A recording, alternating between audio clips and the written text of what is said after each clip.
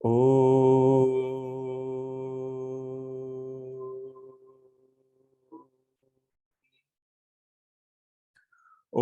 Sahana Vavatu Sahanau Bhunaktu Sahaviryam Karavavahai Tejasvinavadhitamastu ma vidvishavahai.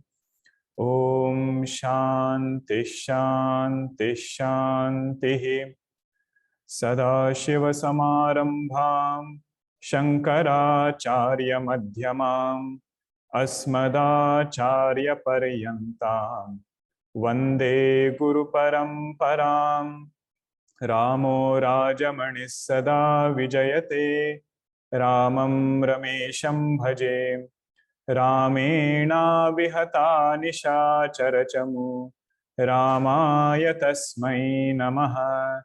Ramannasti Parayanam Parataram Ramasya Dasosmyaham Rame Chittalaya Sada Bhavatu Me Bho Rama Mamuddhara Samasta Janakalyane Niratam Karunamayam Namami Chinmayam Devam Satgurum Brahmavidwaram Satgurum Brahmavidwaram.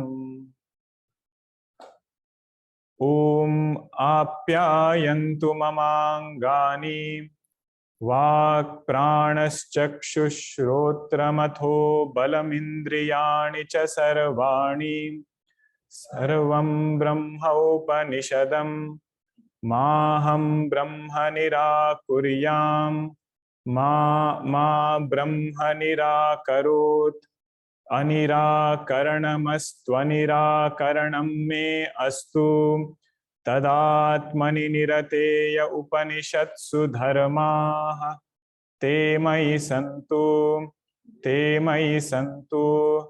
Om Shanti Shanti Shanti.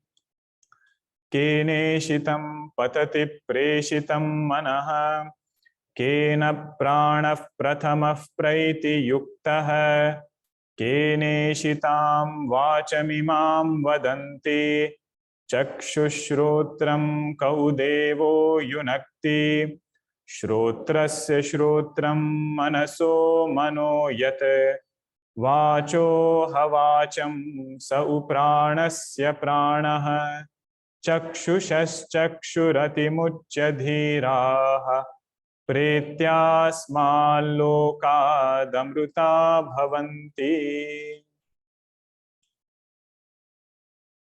I see a message here that you are unable to see me. Can you just check if Shauriji?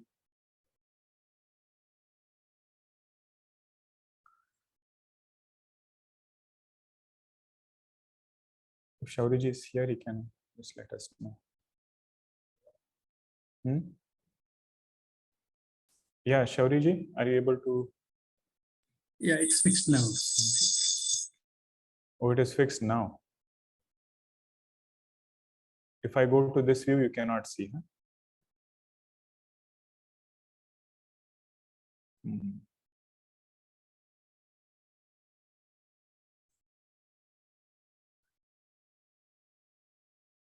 Okay, now it is fixed. You can see both, Shauriji.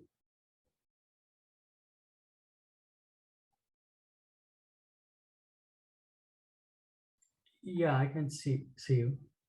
Good.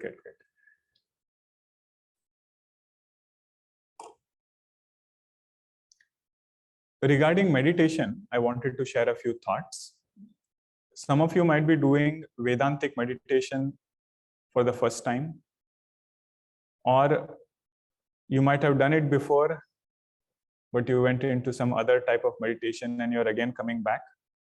So it's always good to have conviction about what are we trying to do. Okay? Because many people wonder, what are these indicators that we are meditating upon? Why don't we just do some breath control, some pranayama? So that was the initial portion. But the main part of meditation is contemplating upon Lakshana of Brahma. Lakshana means nature. When I say nirguna, nirguna is lakshana of Brahma. When we say nishkriya, nishkriya is lakshana of Brahma. That Brahma I am, to meditate or think in this way is nididhyasana. With lot of clarity, with lot of conviction in pramana. So in the beginning, it might look a little odd, or it might look, something like, what are we doing in meditation? In particular, if mind is going here and there, we wonder, what did I get? Half an hour I sat down. Neither did mind settle in Lakshana of Brahma, nor did mind become quiet also. But once, just like any other practice, when this practice also is repeatedly done, and we appreciate what is the technique over here, then we'll be able to go deeper in meditation. That is why in that Meditation and Life book, if you see, Gurudev writes half an hour of meditation is a result of the vyavahara we have done in 23.5 hours outside of it. So if we are looking for a quiet mind, lot of it will come from good vyavahara. What we saw in Sthita Prajna Lakshana, this is that will give us a quiet mind. It will be easier to control that mind. But main purpose of Nididhyasanam is removing this Viparit Bhavana that I am a Jiva. That part we should not miss. Even if it looks difficult in the beginning, go ahead with this practice. It's very rewarding. And if you have any other questions regarding meditation, you can share it. We can discuss also. So in the last session, we had seen the last part of the mantra, where it was said, Pretya smat lokat amruta bhavanti.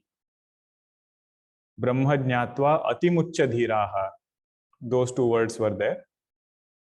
And in that context only, we had seen the story of Puranjana. What happens to someone who doesn't keep this as goal of life? Keep this meaning, keep Brahma as goal of life, and does whatever the conditionings tell him to do. Who was Puranjani in that story? Buddhi. Buddhi was Puranjani. The 5-headed snake was there. That was the prana, and so on. But that whole story is to say that moksha purushartha alone should be our final purushartha. Then we saw two different sets of meanings for these two words, atimuchya and asmat lokat pretya. Okay, two sets. What was the first one? Bhagavan said, atimuchya means shrotradi atma bhavam parityajya. Having given up I notion in this conditioning, knowing that shrotrasya shrotram, this Atman alone is Brahma, when that happens, he says they are freed from transmigration. Okay, so atimuchya, the first meaning was shrotradi atma bhavam parityajya. But if you leave atma bhava in shrotradi, where is your atma bhava? In Atma, in the true meaning of I, in that I have Atma Bhava, not even Bhava. I know that I am that. What I had erroneously had Atma Bhava in, that has been snapped. Okay. Otherwise, you will say, I let go of Atma Bhava in Shrotradi. But where is that Atma Bhava? It should land somewhere, right? If it lands in Atma, that is called as knowledge. Asmat lokat pretya. What was the meaning of that? Bhagavan said, Putra, Mitra, Kalatra, Bandushu, Mama Aham, Bhava, Samvyavahara, Lakshanat, Vyavrutya. Letting go of Mama and Aham Bhava in all these sambandhas, making it sweeter by bringing Bhagavad Bhava in every sambandha. Okay, this point also we had seen. Second meaning was second set of meaning of Atimuchya was Eshana tyagasya siddhatva Jivan Mukti. Means while living, this jnani is able to let go of Eshanas. Eshana means desires. Coming out of this incompleteness. Thinking myself to be this limited conditioning. So many things this jiva wanted to accomplish. Now because knowledge has come and conditionings have been understood as mithya, there is no incompleteness remaining anymore. That is why in today's meditation we saw one point. Natural result of mithyatva is vairagya. Even in that example we see, right? If I understood that silver appearing in the shell is mithya, natural result of that is I will not go towards it. And if I have understood the snake to be mithya, I will not run away from it. Okay, this point we should think about. What is Eshana tyaga? Eshana tyaga is that which happens out of completeness. Okay. And there was a question last time, what is this word Jivan Mukti? You know, Jivan Mukti means knowledge expressing in a beautiful mind. If only knowledge is there and mind is not purified yet, that sadhaka will not be able to enjoy their own nature. There is one expression for this, you know. You say, where was Bhagwan Krishna born? In a jail, but where? In Mathura, right? Where did he come to right after that? He came to Gokul. So it is said, this Brahmakara Vritti will be born in a jail. Jail means what? Person who is baddha. Person who is bound, who is in shackles of this samsara. In that person alone, this Brahmakara Vritti will come. But after having purified the mind, after having mellowed down the vasanas and everything, that same Ananda has to come in Gokul. What is Gokul? Our sense organs. Mind should reflect that joy. Our vyavahara should reflect that joy. That is Jivan Mukti. That is the whole purpose why we are studying this. Sometimes we miss that, you know, aparoksha aspect of it. All of this study should lead us there. And then what is Videha Mukti? The cause for taking up future body itself is taken away. So there is no more transmigration. Okay. That part is called as Videha Mukti. Deha means body. Videha means without body. So this is only for our understanding. Traditionally, they don't even make this distinction. They say moksha is only one. Purify the mind and know this mind to be mithya. Right at that moment, one has Jivan Mukti, one has Videha Mukti. But that is assuming that this sadhaka has done all the sadhanas before. He has come to Vedanta with a beautiful mind. In that mind, knowledge can easily express. If that portion is not done, then we have to take care of it later. Okay, this is what we had seen last time. Third mantra, na tatra chakshur gacchati, nava gacchati, no manaha, na vidmaha, na vijanimaha, yathaitada anyadeva tadvidita datho avidita dadhi.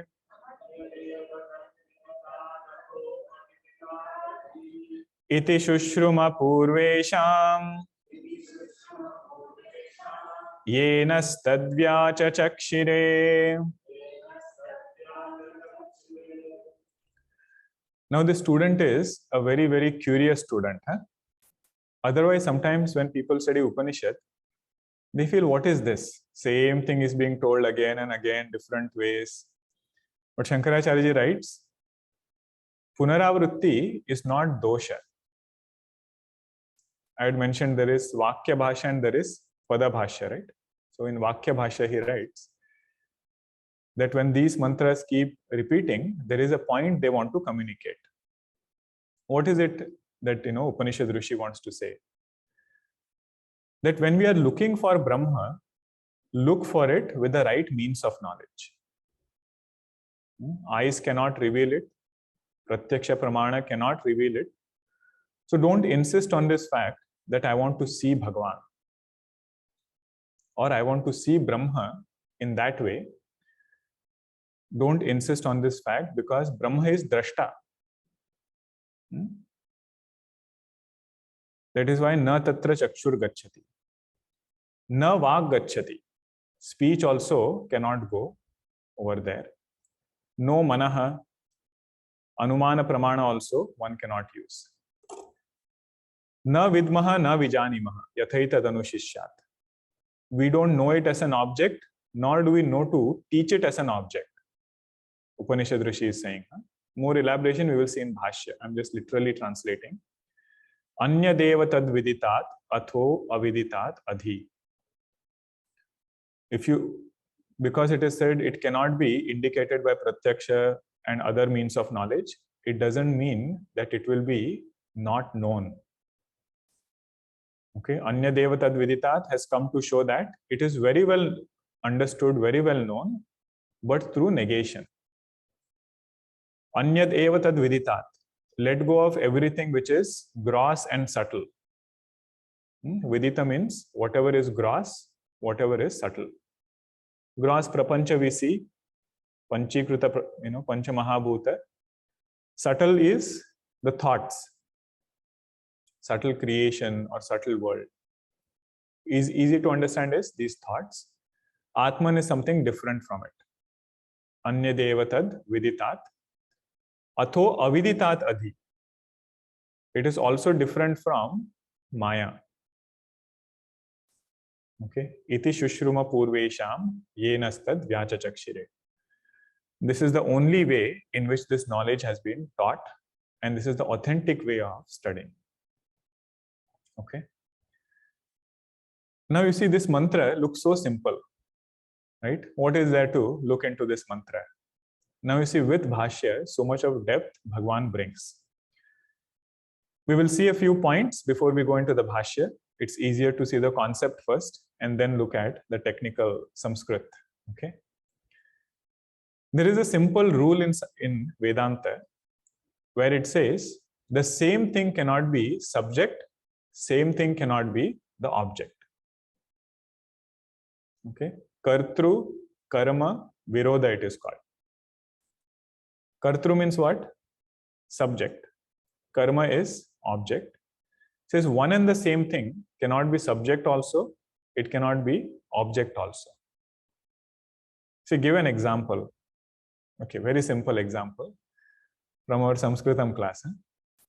Rameshaha gruham gacchati. Who is the subject over here? Rameshaha, very good. What is the object over here? Gruham. So this sentence makes sense. Rameshaha is the subject, Gruham is the object. So you say Rameshaha Gruham gacchati. But if you say Rameshaha Ramesham gacchati, okay, what will that be? It doesn't make sense, right? Because subject and the object are the same. You say that cannot be. The traditional example given is carrying somebody on your back. Okay, what do they call it? Piggybacking. For children you do, right? So if I get tired and somebody tells me, oh, you got tired, just climb on your shoulders. Okay, this is the example. You say it is not possible because subject and the object cannot be the same thing. Okay. Everybody with me so far? You take any example, you cannot scratch your hand with your hand. Subject and object cannot be the same thing. You cannot see the eye with the eye. Subject and object cannot be the same thing. If this is clear, now let us go to the main point. Whenever we say karta, right, I am seeing, what is involved there? Not only eyes, but there is Atman, which is a substratum of these eyes. Ability to illumine of the eyes is borrowed from Atma. Existence of these eyes is borrowed from Atma. Both of them put together, we call as karta. Can Atman be called karta? Say no, Atma is akarta. Can I alone be called as karta? Say no, I doesn't even have its existence. This point we should never forget. Tattva Bodha, whatever we have studied, from Brahma alone with Maya Upadhi, all conditionings have come. Maya depends upon Brahma. What about I? Mind, I, everything is product of Maya. Everything depends upon Brahma. Okay, so karta includes Atma, misunderstood along with Upadhi, with I. Together it is called as karta. Now it is said, karma will always be something different from it. So I can see a flower. Flower can become the object. Karta is Atma along with I. So the point Bhagavan is making here is, when you say natatra chakshur gacchati, what it means is, because Brahma is the substratum of the sense organs, and the same thing which is the subject cannot become the object. That is why we say eyes cannot reveal Brahma. Okay. Was it too complicated? When we say natatra chakshur gacchati, eyes cannot reveal Brahma. So why do we say that? Because Atma is substratum of these eyes. And we said whenever we say karta, Atma is already included in that. So the karta cannot become its own karma.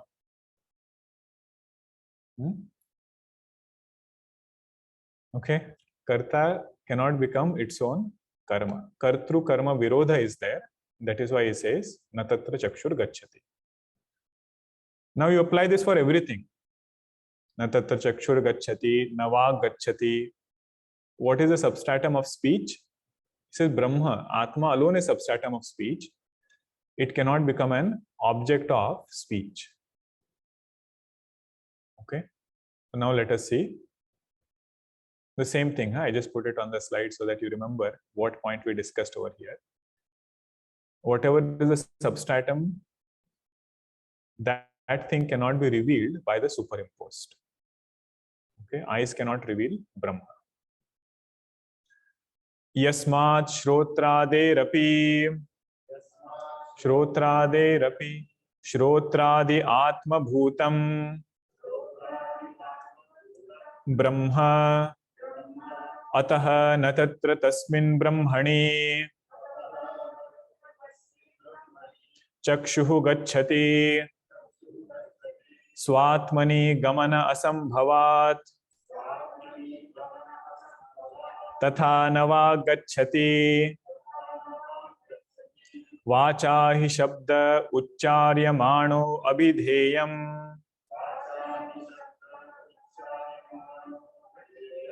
प्रकाशयति यदा तदा अभिधेयं प्रति वाग् गच्छति इत्युच्यते.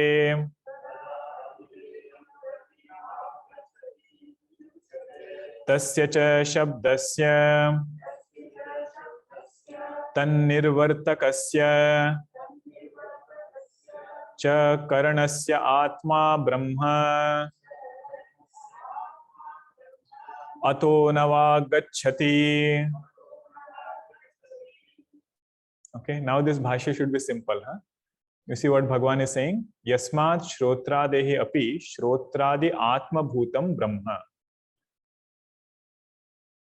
The atma of ears is Brahma. Atma means substratum. The substratum of ears is Brahma.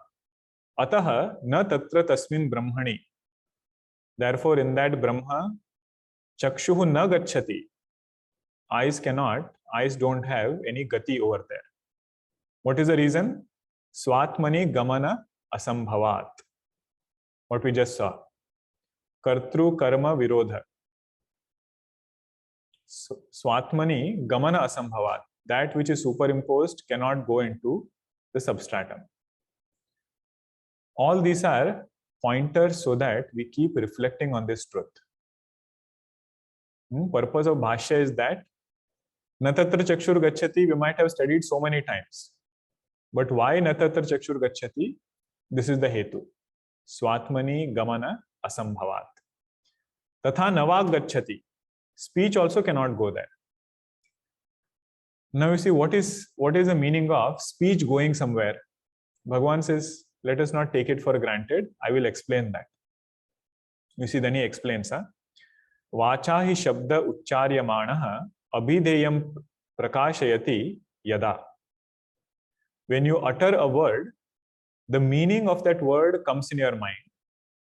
That itself is called as word going towards that object. Okay? Yada shabda ucharyamanaha abhideyam prakashayati tada abhideyam prati vag gacchati. If you utter a random word, no thought comes. Our Swamiji used to utter Robulu. Swamiji's favorite word was Robulu. What came to your mind? Nothing. But if you say persimmon, okay, some fruit came. That means what? Speech has gone towards that object. Okay, Shabdam abhideyam prati gacchati is when you utter a word, that abhideya comes to the mind. So when we want to indicate Brahma in this way, he says Brahma cannot be indicated because Brahma is a substratum of speech itself. How does Shabda Pramana indicate? Shabda Pramana indicates by negating what is not included in Brahma. Okay, that again we will discuss later. Ato na vag gacchati. So the main point is Pratyaksha Pramana cannot reveal because Atma alone is a substratum of Pratyaksha, and Laukika Shabda Pramana also cannot reveal. Now you are familiar with these words, right? What is Laukika Shabda Pramana?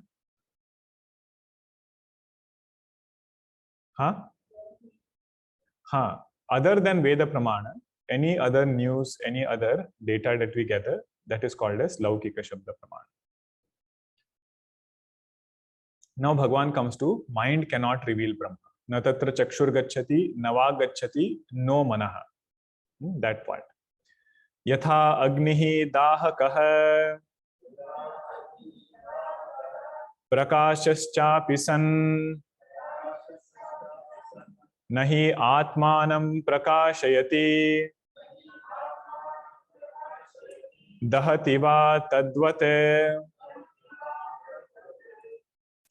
Now he gives an example just to show this point, why the same thing cannot be subject and object. He says, Yatha Agnihi, fire, it has heat, it has light. Dahakaha prakashaha chapi. Dahaka means it has heat. Prakashaha means it has light. But even though if it has it, it cannot burn itself, nor can it illumine itself.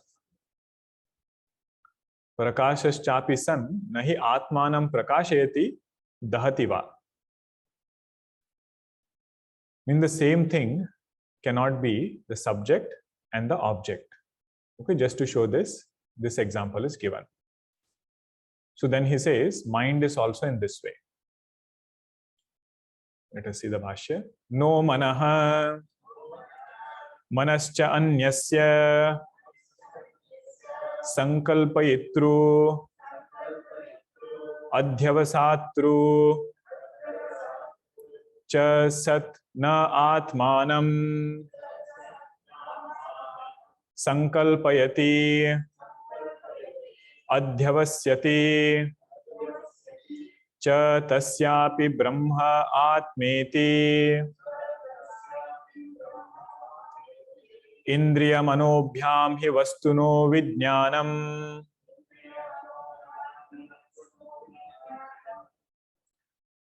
No manaha.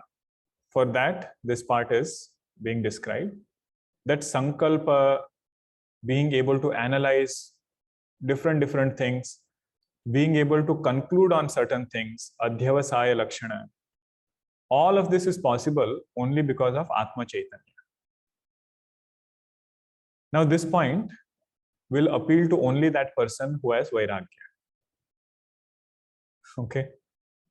That we are not interested in sankalpa, we are not interested in adhyavasaya. I mean, this part is part of sadhana. How to make the mind more decisive, how to make the mind more holistic. It can think in different ways. Sankalpa means that you give a topic that mind can think in different directions. But after thinking, it can conclude on something. Now, if the question is about those things, he says Vedanta's topic is slightly different. Okay, what is Vedanta's interest? In knowing what is the substratum of this mind. Whatever comes in the mind will only be an object of the world. Brahma by itself will never become an object of this mind. So that is why no manaha. We don't have any data only. What can we use? Anumana pramana. Right? Anumana pramana is used when you have vyapti. And vyapti will come only through pratyaksha, through sense organs. So sense organs cannot reveal Brahma. So where will I get vyapti from to do anumana about Brahma? And once in a while, we should think about mind in this way. I am not concerned, or I am not having a lot of insistence upon having a particular type of mind, but I want to know what is the substratum of this mind. Okay. Then we can appreciate 17th verse of Upadeshasara. Manasam tu kim margane krute naiva manasam marga arjavat. So to come to naiva manasam, we have to appreciate what is the type of question that is being asked. Keneshitam patati preshitam. That is why the whole elaboration was given. This sadhaka is not looking for some solution at the mind level. Not to say there are no solutions. There are solutions, but at the level of sadhana. Anumana pramana cannot reveal Brahma. Okay, this is the main takeaway. So whenever we say shift attention to Atma, what do we mean by it? Right? Eyes cannot reveal it, speech cannot reveal it, mind cannot reveal it. Then what are we trying to shift attention to? It says shift attention away from anatma. If somebody is a dhira, not easy. Okay, you try to shift attention away from mind again pulls it back. And it can leave us tired. In meditation, sadhaka can, wonder, what am I doing? That's why in the beginning I mentioned a little bit about nididhyasanam. But it's a journey. If we say, I want moksha, or I want to abide in my nature, this is the path. It is not always that easy path only we have to take. If it is difficult, so be it. But I should appreciate what are we looking for over here. Turning attention away from anatma, that itself means abiding in atma or shifting attention to atma. If somebody pays closer attention to words, right, they should get stuck over here. You keep telling that Atma is not something that is revealed by eyes, revealed by speech, revealed by mind. And in same meditation, you say shift attention to Atma. Right? Where am I shifting attention to? This question should bother if we pay closer attention to what is happening inside.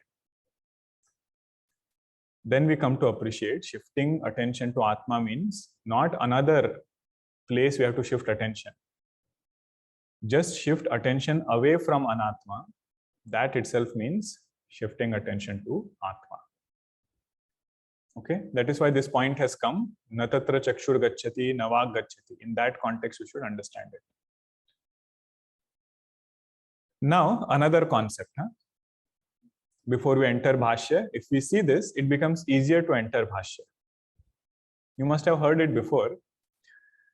It is said there are 5 ways of indicating an object through words. Look at our rishis, If somebody asks us, in how many ways can you indicate things? Say there are infinite ways. Through words, I can indicate in so many ways, but our rishi says no. There are only 5 ways in which you can indicate things. And Brahman is that which does not have any of this, which does not come under any of these 5 methods. That is why we say Brahman cannot be indicated as an object. Okay, what are those 5 things? First one is called as guna. Guna means attribute. Okay, you say red rose. So red is an attribute of that thing. So through the attribute, you are indicating that object. Okay, first one is guna. Second is through kriya. You say, the driver is very skilled. Now you indicated that person without taking any of his guna, but through his kriya. Right? Second way of indicating an object is through kriya. First one was through guna. Third way of indicating an object is through jati. Now this jati is a very technical term. Don't use a colloquial meaning of it. Jati means a species. Wherever there is something common across a group, that becomes a species. Am I getting that word right? Species? That's how you pronounce it. Okay. All these words, many letters are silent in those, zoological terms and everything. Species means something is common across all. That becomes a group. You see, butterfly, if you say, you are not indicating a particular thing. You are indicating a jati. All those insects which have certain qualities together are called as butterflies. Within that, if you want a specific, you can call a name. Manushyatva, it is jati. Means there are certain qualities which are common across a group, that becomes a species. Within that, there can be vishesha. You can point out a person who is unique in that. Fourth one is called as sambandha. You say, this is my son. Or you say, this is my father. This is my mother. So you are indicating a person through sambandha. That is the fourth way by which a thing can be indicated. Last one is called as rudhi. Rudhi means everybody knows it very well. Like if I say, I read a novel by Kalidasa. Now you will not say, who Kalidasa? Because my neighbor's name is also Kalidasa. Right? You will not say that because Kalidasa is very well known. So rudhi means that. Popular meaning is the fifth way of indicating an object. Now it is said, Brahman is that which doesn't have guna, nirguna, that is what we meditated upon. So I cannot indicate Brahma through any guna. Like a red rose, I cannot say great Brahma. I cannot say quiet Brahma. I cannot say anything for Brahma, because all of that is part of guna. It falls under Maya. Brahma is nirguna. Kriya, that was the second attribute I meditated upon today. I am nishkriya, or Brahma is nishkriya. Just for the sake of analysis, Brahma is nishkriya. Which action of Brahma will I use to indicate Brahma? Brahma is nishkriya. Brahma is ekam. There is no jati in Brahma. Like we had jati in butterfly and human beings, there is no group of Brahma by which I can indicate Brahma. Brahma is asanga. There is no sambandha in Brahma. Right? Brahma is asanga. It cannot be indicated through any sambandha also. Nobody has seen through physical eyes. There is no rudi artha. There is no popular meaning also of Brahma. Means everybody will understand in different ways. If you just utter the word Brahma, like how everybody understood Kalidasa in one way, everybody will have different understanding of Brahma. It is not popularly known in that sense. So now what do? We have no method remaining to understand or to reveal Brahma. The teacher says, "Oh student, it is not only your problem. It is moreover our problem. Because we don't know a method to teach Brahma in any of these commonly understood ways." Now it's a beautiful bhashya. The teacher is telling what is the method of teaching Brahmavitya. Tat agocharatvat na vidmaha tad brahma idrusham iti atah na vijanimaha yatha yena prakarena etad brahma anushishyat upadishet shishyaya iti abhiprayah yathi karanagocharaha tat anyasmai upadeshtum shakyam jati guna kriya visheshanaihi.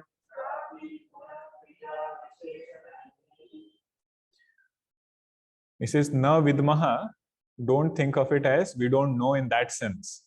Like, when we say, do you know Sanskritam? He says, na vidmaha, I don't know Sanskritam. So not in that sense we are saying na vidmaha. We are saying na vidmaha because Brahma is agochara. It is not an object. It doesn't become an object of our senses. So we don't know Brahma as another object. Na vidmaha means that. Okay, we don't know about Brahma as an object. Tad Brahma idrusham iti.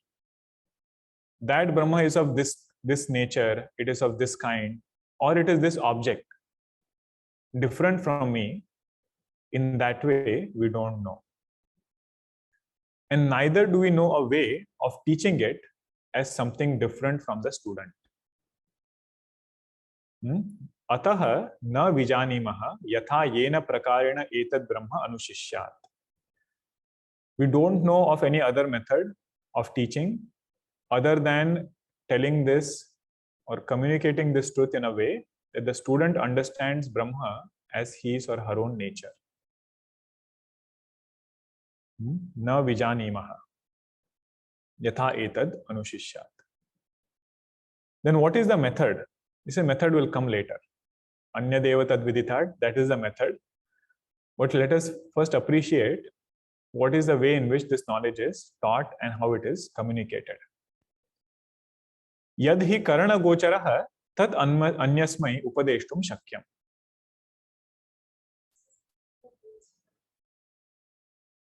Yathi karana gocharaha. Charana gocharam. Gocharam. Okay.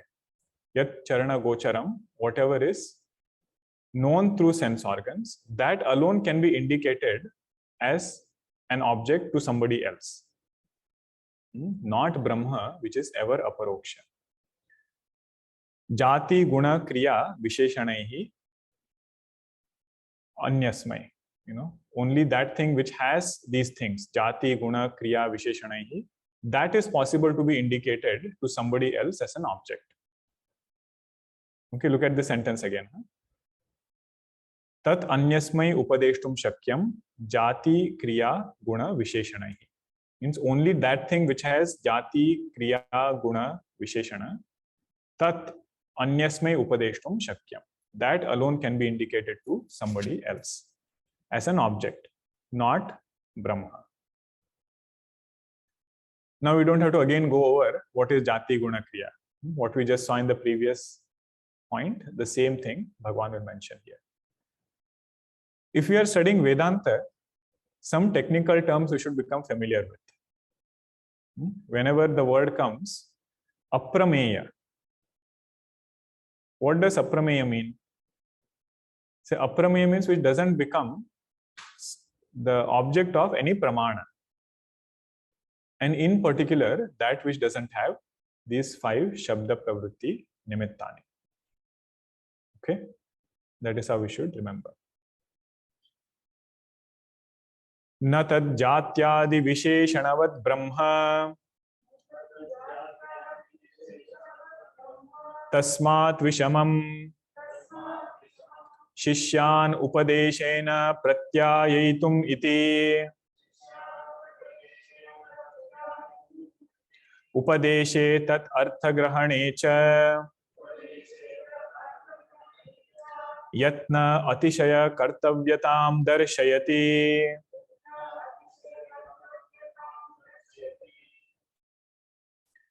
Now Bhagavan gives a deeper import of na vidmaha, na vijanimaha. He says, na tad jatyadi visheshanavat brahma tasmat vishamam.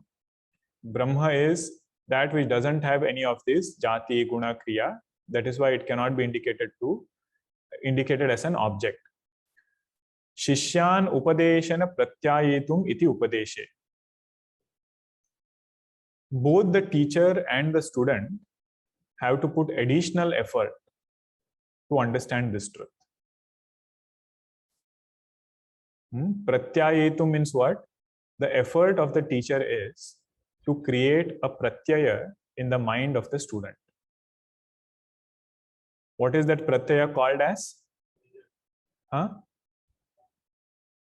Prama.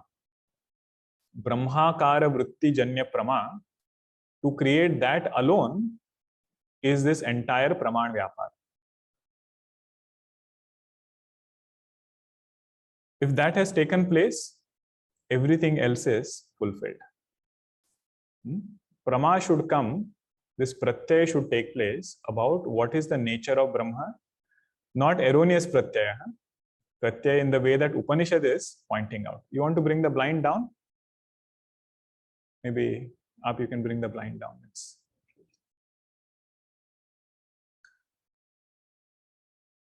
Pratyayitum, this is the role or the duty of the teacher, but also of the student. Both have to put forth effort because this truth cannot be indicated as an object.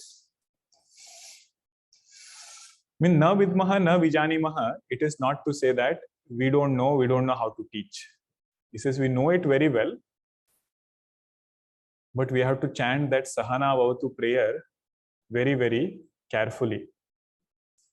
Sahaviryam karavavahai. He says that is the meaning of this word, na vidmaha, na vijanimaha. Do a lot of sadhana to purify the mind. Keep it very, very single pointed during Shravanam. Because if pratyaya has to come, other pratyayas have to settle down. We cannot have all other pratyayas going on and Brahmakara vritti also shouting in between. One tiny vritti jumping here and there. It should be very, very firm. He says that is the main teaching of Vedanta. Na vidmaha, na vijanimaha means that. Tad arthagrahanecha yatna atishaya kartavyatam darshayati. This is that part. yatna atishaya, put forth lot of effort from our side to understand what Upanishad is trying to say. And the speaker also should not have any pramada.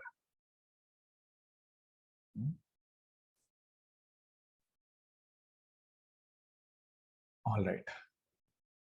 Next comes the Mahavakya of Kenopanishad that we will see in the next session. It will take some time if we go into that. There are some announcements, so please stay back. There are some questions also.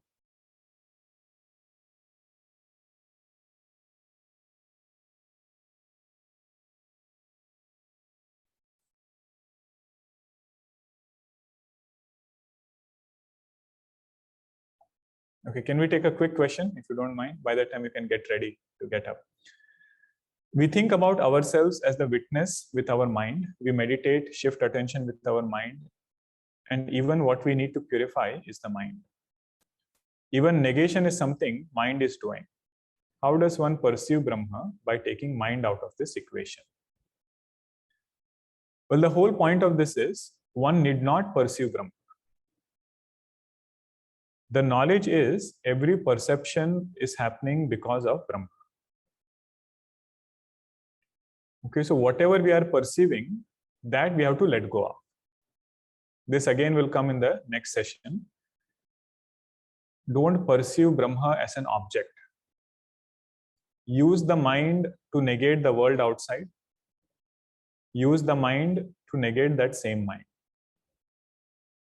What do we mean by negating the mind? Eka chintanam. Look at the substratum of that mind. Just like when you inquire into rope, snake becomes mithya. Inquire into Atma, mind becomes mithya. As long as we have understood Karya Karana first, if we think mind is different, Atma is different, then this understanding will not take place.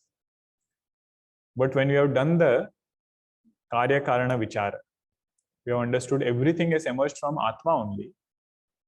So then you inquire into what is the nature of that Atma. Can something come out of that Atma? If yes, then in what way has it come out? That is the method of inquiry. Can we say Drishya of Bhagavan can happen through our eyes as described in Bhagavatam, as to Dhruva as an example? It can very well happen. Okay. Bhagavan says, in my essential form, I am Drashta. With the conditioning of devotion, I can take any physical form. So that part also we have seen in Ramayana. So I didn't cover it again over here. You read Shiva Gita portion, you will get answer to this question. Bhagavan says, as Swarupa, I am the witness of thoughts. But through conditionings, Bala Rupa Bhagavan is my Ishtadevata. Both are not opposed to each other. We need not do Khandanam of either. Means when we are studying Bhakti text, we need not do Khandanam of Vedanta. And when we are studying Vedanta, one should not also do Khandanam of the Bhakti Grantha. This I found was Goswamiji's contribution in our understanding. How to bring this seamless understanding between both. He says, Aupadika with conditioning, anything is possible. Make your Upadhi very beautiful. You wear Upadhi of Bhakta, Bhagwan will appear as one who does Anugraha. But somebody who wears Upadhi of Shakuni, Bhagwan appears as Kala. You see that portion when Bhagwan comes in Swayamvara. Goswamiji writes one chaupai, he says, Jinke rahi bhavana jaisi, Prabhu murati tina dekhi taisi. Means whatever was their Upadhi, with that Upadhi they saw Bhagwan. He said in that way, when we live in Vyavahara, let us have the best Upadhi, but along with that, strengthen this knowledge also. Okay, they are not opposed to each other in that sense. Okay, Hari Om. Om Purnamada Purnamidam Purnat Purnamudachyate Purnasya Purnamadaya Purnameva Vashishyate Om Shanti Shanti Shanti. Hari Om Shri Gurubhyo Namaha. Hari Om.